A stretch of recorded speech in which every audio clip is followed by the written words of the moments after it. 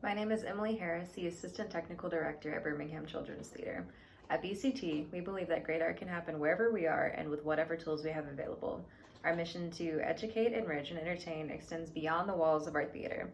With that in mind, we will be releasing video content over the next few weeks with activities to do, selections from BCT productions to watch, and other ways to stay creative, productive, and connected while you are home with your family. We hope you enjoyed today's video and would love your financial support if you are able. Enjoy. Hello out there, and welcome to my playwriting tutorial today. My name is Brandon Bruce. I'm the executive and the artistic director at Birmingham Children's Theater. And before I go any further, I should let you know that this video is intended for writers ages 6 to 9. So if you're a little bit younger than that, this might be a bit too advanced. And if you're a little bit older, then you might want something that's a little more advanced than what I'm offering. So it's been a few days since you've all been out of school, and I'm sure you're all getting a little bit antsy and itchy to have something happen.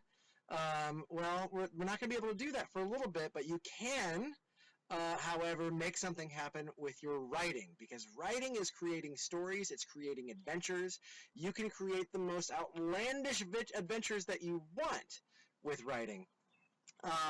Writing is actually the perfect thing to do when you are having to be isolated like this. In fact, there are a lot of great, brilliant writers that have chosen to isolate themselves. They will go off into the woods or into a cabin, and they'll stay there so that they can really focus on their own creativity and get their own creative juices flowing and that sort of thing, and to get away from everyone else. So this is the perfect time to start writing. Or if you already do write, this is the perfect time to keep going and get more serious about it. So at Birmingham Children's Theater, I direct a lot of the shows. So you probably haven't seen me on the stage, but you probably have seen the shows that I've directed. You've also, if you saw Alice in Wonderland at Sloss Furnaces or at the River Chase Galleria last summer in 2019, then you also saw something that I wrote. And I love writing. Writing is one of my most favorite things to do.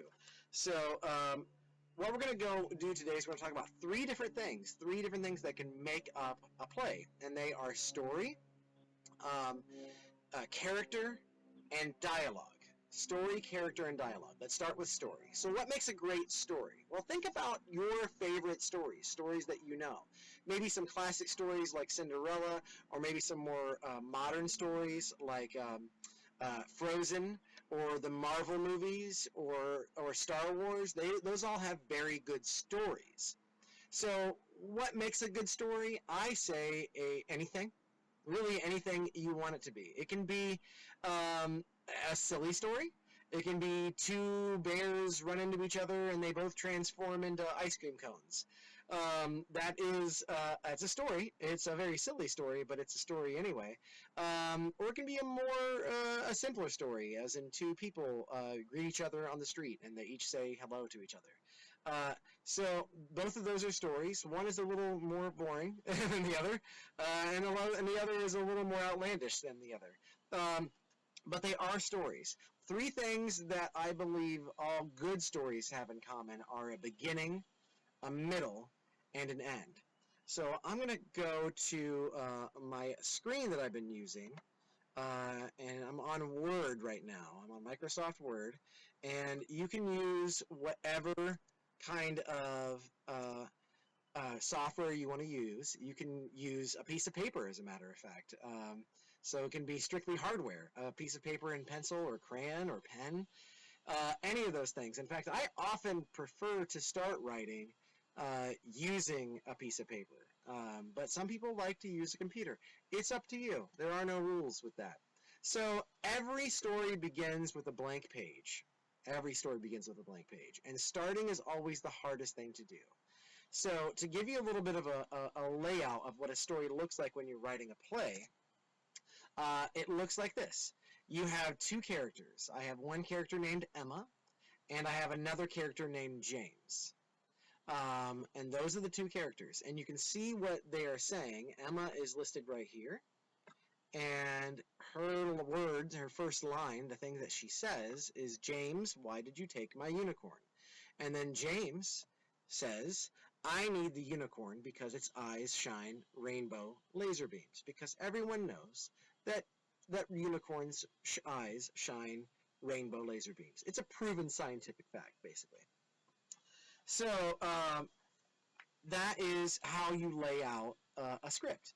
And now in this story that I have written, and it is a story, it's a very silly story, but there's a beginning, a middle, and an end. And it reads like this. Emma, James, why did you take my unicorn? James, I need the unicorn because its eyes shine rainbow laser beams. Emma, will you please give it back? James, why should I? Emma, because I was using the laser beams to build you an amazing spaceship. James, amazing. Here you go. So, that's a story. It's a pretty silly story. But your story can be silly. It can also be serious. It can be sad. It can be scary. It can be funny. It can be anything that you want it to be. There's all sorts of things that you can do. There are no limits. All I ask that you should do, all I encourage you to do, is have as much fun as you possibly can while you're doing it. Now, in order to have a good story, you also need good characters. Characters are usually very distinct from each other. If you have two characters that are very similar, then they kind of look like twins, you know? They become like Tweedledee and Tweedledum. They are interesting together, but unless there's somebody for them to interact with, like Alice, then they're not very exciting. So I would say a great exercise for you to do is let's do some free writing. So on this page, I've taken the liberty of writing some adjectives that will help you, kind of spark you to create a character. The adjectives I have are astonishing, phenomenal, sneaky, magical, silver, and quiet. Really cool adjectives for you to think about. So what I want you to do is I want you to pause this video in a second, and I want you to do some free writing. I want you to write whatever it is that comes to your mind. So for example, when I think of these characters, I think of somebody that is dangerous, somebody that is dark, that actually kind of reminds me of Snape from Harry Potter.